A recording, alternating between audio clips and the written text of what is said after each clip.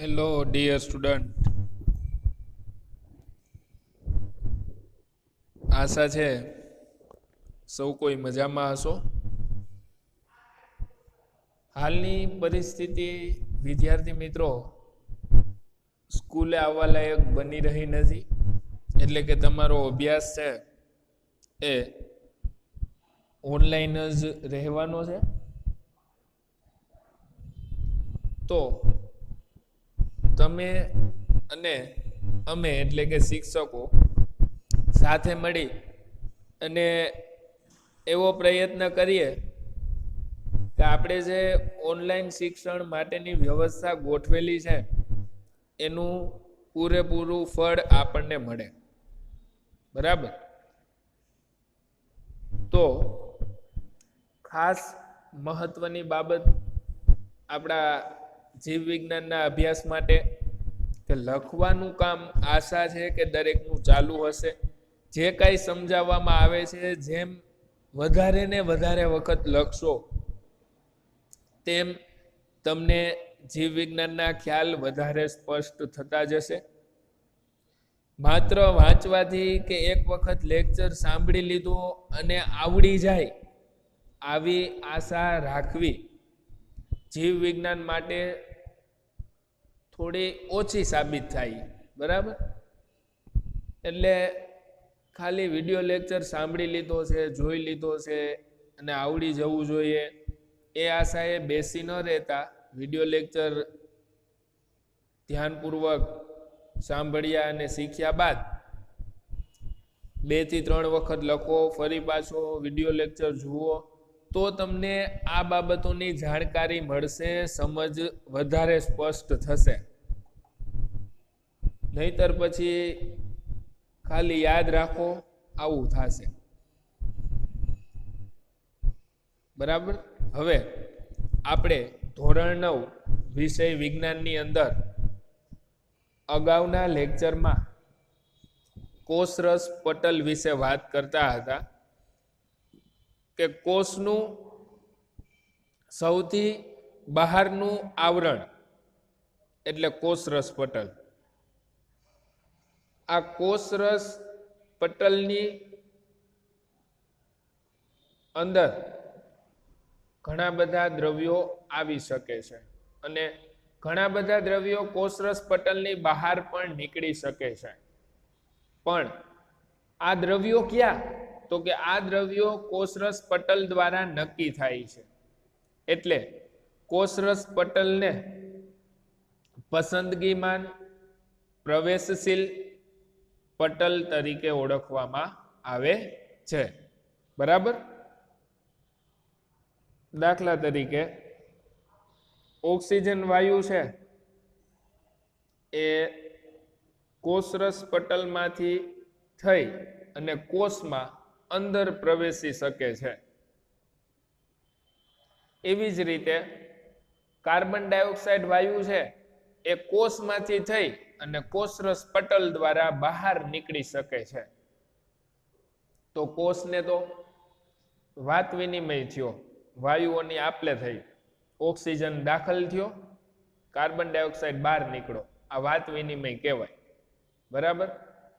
તો વાત વિનિમય કઈ ઘટના દ્વારા થયું? તો કે આ વાયુ છે એ અંદર પ્રસરે છે, બહાર પ્રસરે છે, તો એ ઘટનાને કહેવાય પ્રસરણ.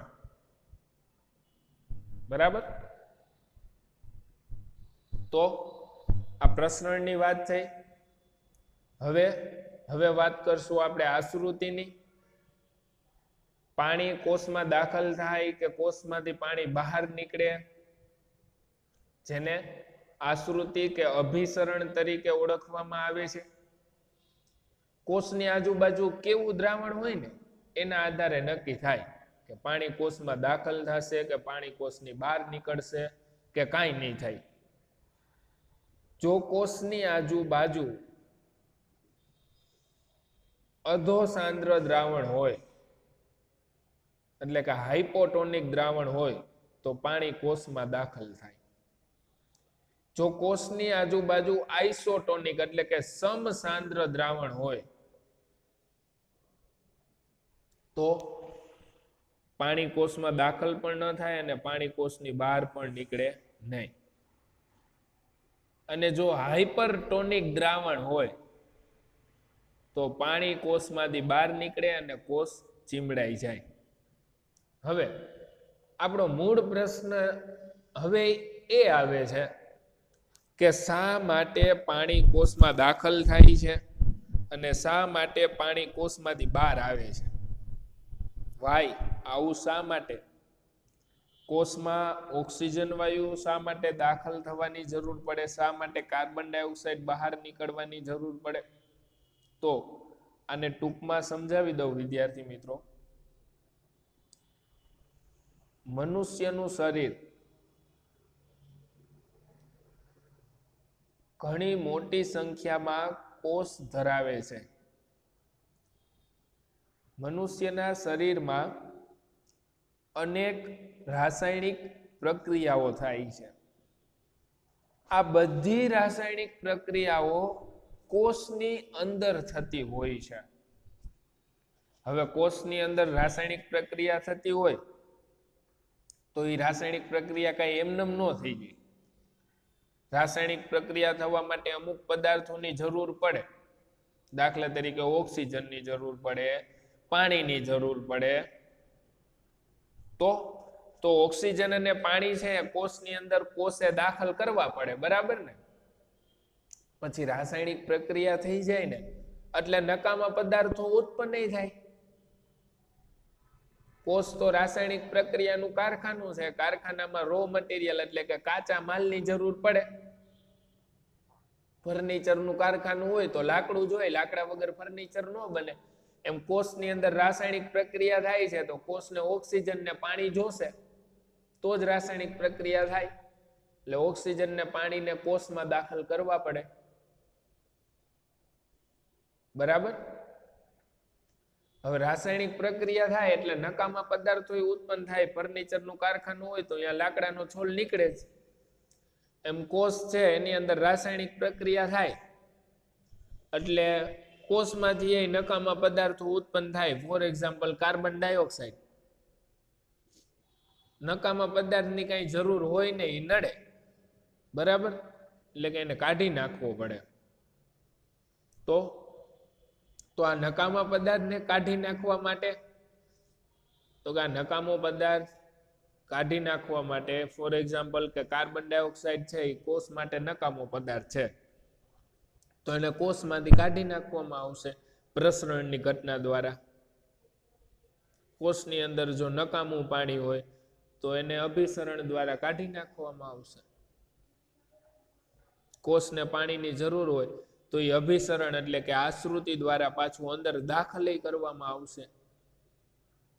તો હવે તમને ખ્યાલ આવી ગયો હશે કે શા માટે કોષની અંદર ઓક્સિજન અને પાણી જેવા પદાર્થો દાખલ કરવાની જરૂર પડે અને શા માટે નકામા પદાર્થો જેવા કે કાર્બન ડાયોક્સાઇડ, વધારાનું પાણી એને શા માટે કોષમાંથી બહાર કાઢવાની જરૂર પડે છે. આ બાબતની હાલમાં આપણે ચર્ચા કરી, બરાબર? હવે આપણને એક ઉદાહરણ પણ આપ્યું છે જેથી તમને થોડો વધારે ખ્યાલ આવે કે શા માટે કોષમાં પાણી દાખલ કરવું, ઓક્સિજન વાયુ દાખલ કરવો એ ખાસ જરૂરી હોય છે. એના વિશેનું આપણને અહીંયા ઉદાહરણ પણ આપેલું છે કે પ્રવૃત્તિ 5.4 ની નીચેના પેરેગ્રાફથી આપણે આગળ શરૂઆત કરીએ છીએ, બરાબર? એક કોષીય, તો આ તમને ખબર છે એક કોષીય જે સજીવ માત્ર એક જ કોષના બનેલા હોય ને તેને એક કોષીય કહેવાય અને એક કરતા વધારે કોષના બનેલા હોય તો તેને કહેવાય બહુકોષીય. એક કોષીય મીઠા જળના સજીવો અને મોટા ભાગના વનસ્પતિ કોષ આશ્રુતિ દ્વારા પાણી મેળવે છે. જોયું વિદ્યાર્થી મિત્રો? જે એક કોષી સજીવો છે એ સજીવો અને વનસ્પતિના કોષો આશ્રુતિ દ્વારા જ પાણીનું શોષણ કરે છે. એટલે કે પાણી છે એની અંદર દાખલ થાય છે. વનસ્પતિ મૂળ દ્વારા પાણીનું શોષણ કરે છે. આ બાબત તો તમે સૌ કોઈ જાણો છો કે આપણે ઘરે કોઈ છોડ વાવ્યો હોય કે કોઈ વેલા હોય આપણી ઘરે, બરાબર, તો આપણે એને પાણી પાઈ. પાણી કઈ રીતે પાઈ છે? આપણે એના પાણી ઉડાડીને પાઈ છે તો કે ના, આપણે એને પાણી એના મૂળ જ્યાં હોય ને ત્યાં આપીએ છીએ, બરાબર ને? તો મૂળ પાસે પાણી શા માટે આપીએ છીએ? કારણ કે વનસ્પતિના જે મૂળ છે ને એ પાણી શોષે છે એટલે આપીએ છીએ. વનસ્પતિને આપણી જેમ મુખની રચના નથી કે ગ્લાસ ભરીને ઘૂંટડો પાણી પી લઈએ.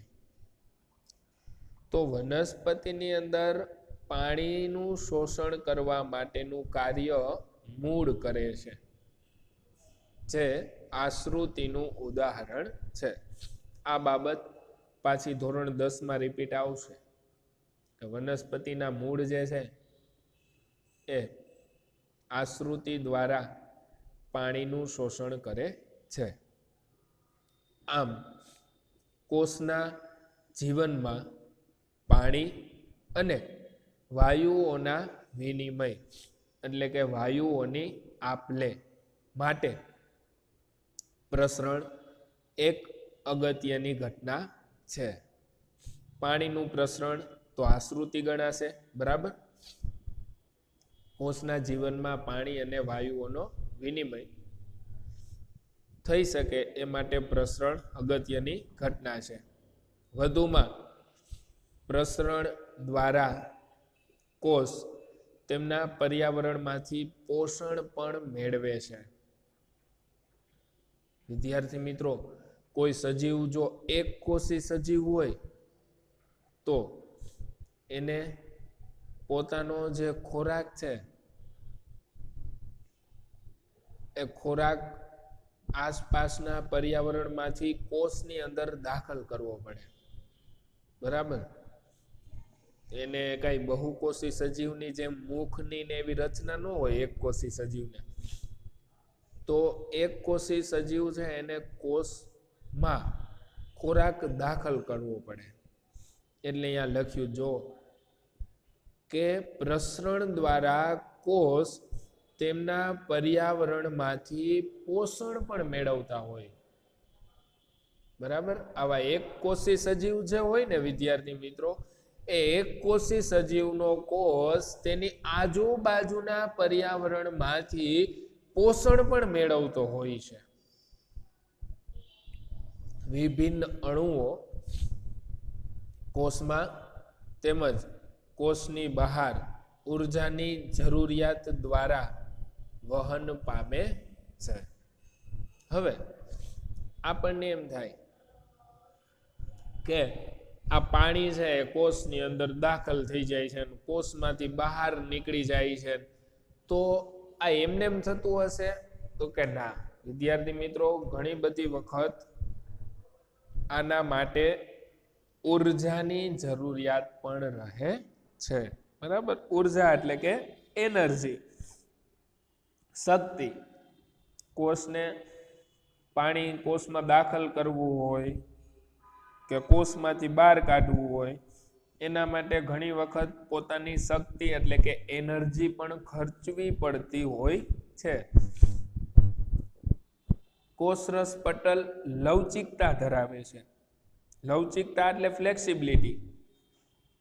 રબરની જેમ તમે આમ થોડુંક ખેંચો તો ખેંચાઈને એનો આકાર બદલાઈ જાય, એમ તો એ લવચિક કહેવાય. તો કોષરસ પટલ જે છે એ લવચિકતા પણ ધરાવે છે, બરાબર?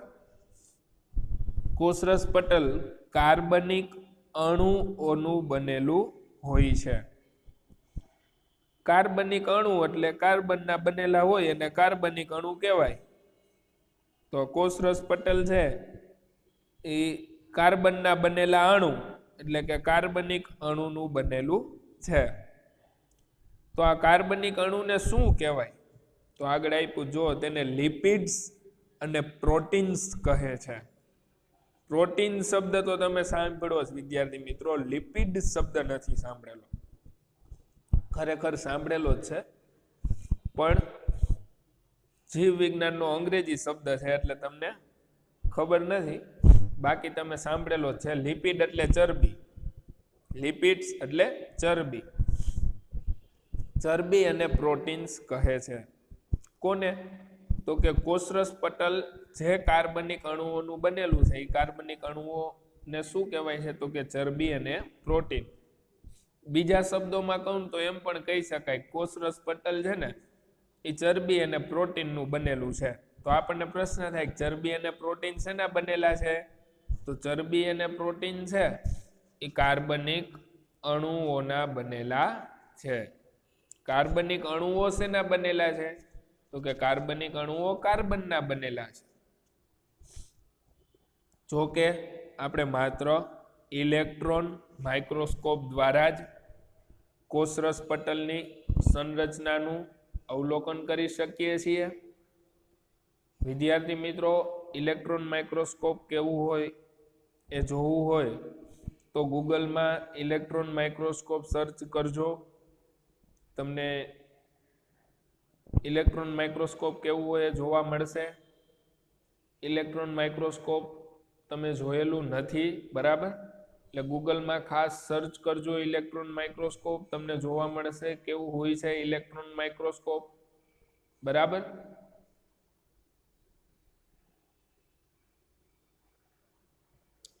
અને તમે જે વિજ્ઞાન મેળાની અંદર માઇક્રોસ્કોપની ગોઠવણી કરતા હતા કોષ જોવા માટે, તો એ ઓપ્ટિકલ માઇક્રોસ્કોપ હતું, પ્રકાશીય માઇક્રોસ્કોપ હતું, બરાબર?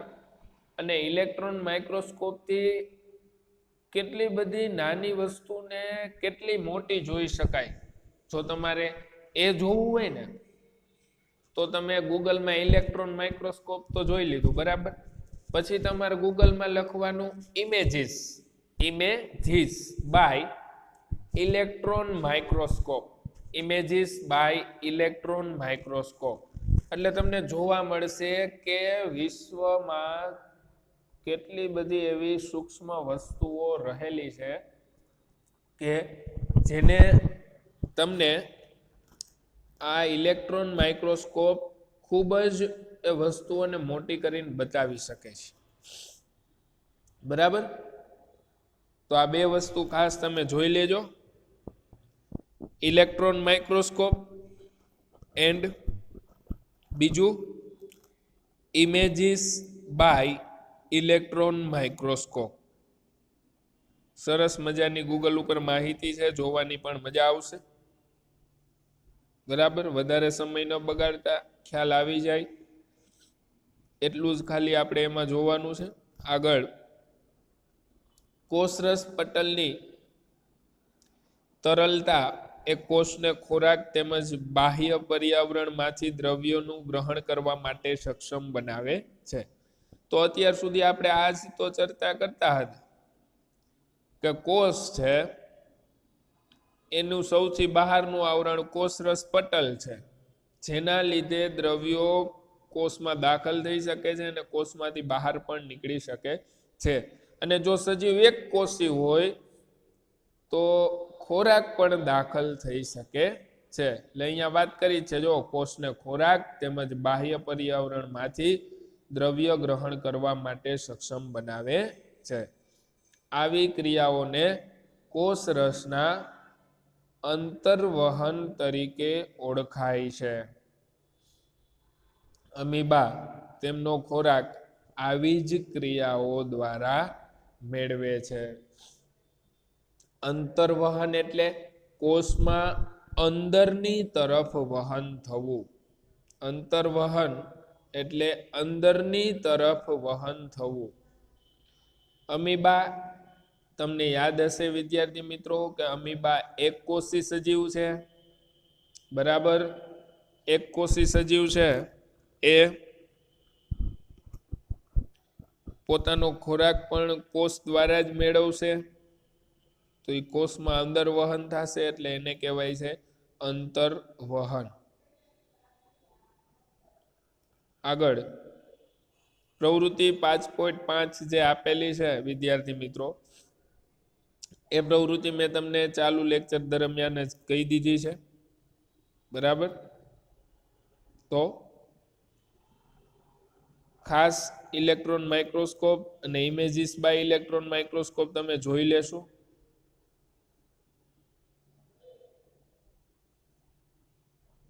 ત્યારબાદ હવે આપણે ફરી પાછા પ્રશ્નો આવી ગયા છે.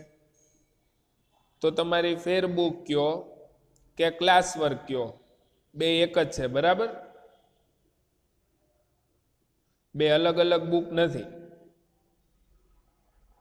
તો ક્લાસ વર્કની અંદર હવે તમે ફરી પાછું નવું ટાઇટલ લખશો, પેજ નંબર 61 પરના પ્રશ્નો. પેજ નંબર 61 પરના પ્રશ્નો. પ્રશ્ન નંબર 1. પ્રશ્ન વાંચું છું, જવાબ પછી બોલીશ. કોષમાં CO2 અને પાણી જેવા પદાર્થોનું અંદર તેમજ બહારની તરફ વહન કેવી રીતે થાય છે, ચર્ચા કરો.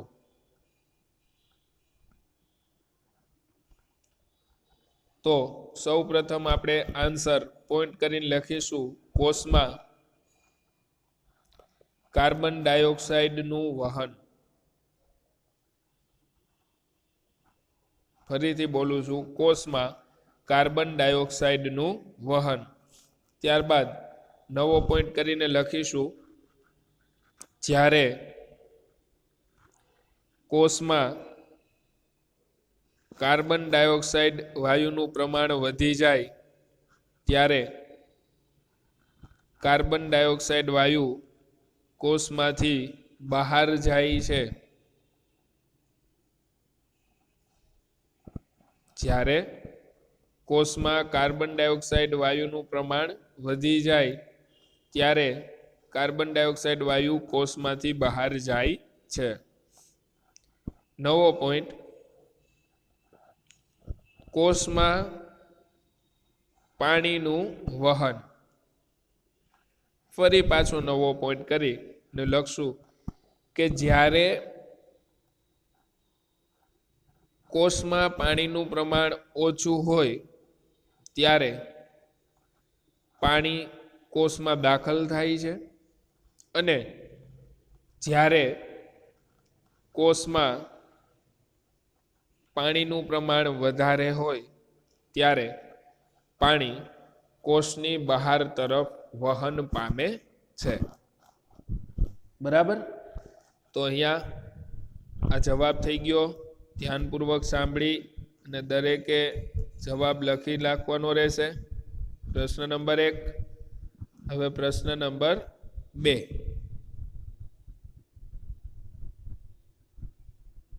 પ્રશ્ન બોલું છું, જવાબ ત્યારબાદ કહીશ. બીજો પ્રશ્ન, શા માટે કોષરસ પટલને પસંદગીમાન પ્રવેશશીલ પટલ કહે છે? તો જવાબ બોલું છું, ધ્યાનપૂર્વક સાંભળજો. આન્સર, કોષરસ પટલ દ્વારા ચોક્કસ પસંદગીના દ્રવ્યો જ કોષની અંદર આવી શકે છે અથવા કોષની બહાર જઈ શકે છે. તેથી કોષરસ પટલને પસંદગીમાન પ્રવેશશીલ પટલ કહે છે. તો વિદ્યાર્થી મિત્રો, આપણે ગયા લેક્ચરની અંદર કોષમાં પાણી શા માટે દાખલ થાય છે, શા માટે ઓક્સિજન વાયુ દાખલ થાય છે, ઉપરાંત કોષમાં ખોરાકને દાખલ કરવાની જરૂર પડે કે નહીં, આ બધી બાબતનો અભ્યાસ નહોતો કર્યો, જે આજના લેક્ચરમાં અહીંયા પ્રવૃત્તિ નંબર 5.4 જ્યાંથી પૂર્ણ થતી હતી એની આગળથી અભ્યાસ શરૂ કર્યો, અહીંયાથી જ્યાં કાઉન્સ કરેલ છે એક કોષીય મીઠા જળના સજીવો, ત્યાંથી લઈ અને આપણે માઇક્રોસ્કોપ વિશેની એટલે કે ઇલેક્ટ્રોન માઇક્રોસ્કોપ વિશેની પણ વાત કરી અને પેજ નંબર 61 પરના જે પ્રશ્નો છે બંને એના પણ આન્સર વિશે વાત કરી, બરાબર। તો વિદ્યાર્થી મિત્રો અહીંયા આ બંને પ્રશ્નો અને આપણે આગળ જે કઈ ચર્ચા કરી પ્રવૃત્તિ 5.4 પછી કે જ્યાં આપણે હમણાં કાઉન્સ કર્યો હતો, બરાબર। તો આટલું તમારે ખાસ 2 વખત રફ બુકની અંદર પણ લખવાનું છે, બરાબર। અને ભૂલ્યા વગર આ બંને પ્રશ્નો છે એ આપણી ક્લાસ વર્ક એટલે કે ફેરબુકની અંદર પણ લખવાના થશે। ચાલો, અહીંયા આપણે કોષની મહત્વની પહેલી અંગિકા વિશેનો અભ્યાસ પૂરો થાય છે, કોષ રસ પટલ, બરાબર। હવે આપણે વનસ્પતિની અંદર જે કોષ રહેલા હોય જેને વનસ્પતિ કોષ કહેવાય, બરાબર। એમાં કોષરસ પટલ તો હોય જ, પણ હજી એક વધારાનું આવરણ હોય જેને કોષ દિવાલ કહેવાય। કોષરસ પટલ તો વનસ્પતિ કોષમાં હોય જ, જે એક દિવાલનું જ કામ કરે છે, પણ હજી એક વધારાનું આવરણ હોય વનસ્પતિ કોષમાં જેને કહેવાય કોષ દિવાલ। તો આપણે હવે પછીના લેક્ચરમાં એક કોષ દિવાલ વિશેની ચર્ચા કરવાના છીએ। એ પણ અગત્યની અંગિકા છે, પણ એ પ્રાણીના કોષોમાં હોતી નથી, એ માત્ર વનસ્પતિના કોષોમાં જ હોય છે। એટલે કે વનસ્પતિ કોષમાં કોષ દિવાલ જોવા મળે છે, પ્રાણી કોષમાં કોષ દિવાલ જોવા મળતી નથી, બરાબર। તો આપણે નેક્સ્ટ લેક્ચરની અંદર એ કોષ દિવાલ વિશેની ચર્ચા કરીશું। અહીંયા આપણે કોષ રસ પટલ એટલે કે કોષના સૌથી બહારના આવરણને કોષ રસ પટલ કહેવાય છે, જે કોષની સૌથી મહત્વની અંગિકા છે કે જે પસંદગીમાન પ્રવેશશીલ પટલ છે, જેના દ્વારા કોષ છે એ દ્રવ્યોની આપ-લે કરી શકે છે। દ્રવ્યો જેવા કે ખોરાક, પાણી, ઓક્સિજન અને કાર્બન ડાયોક્સાઇડ, બરાબર। ખાસ વાંચી લેજો, જેટલું લખવા આપ્યું છે એ વ્યવસ્થિત લખી લેજો। ચાલો, મળીએ છીએ નેક્સ્ટ લેક્ચરમાં, ત્યાં સુધી કોષરસ પટલ તૈયાર કરી રાખજો। નેક્સ્ટ લેક્ચરની અંદર આપણે કોષ દિવાલ વિશેનો અભ્યાસ કરીશું।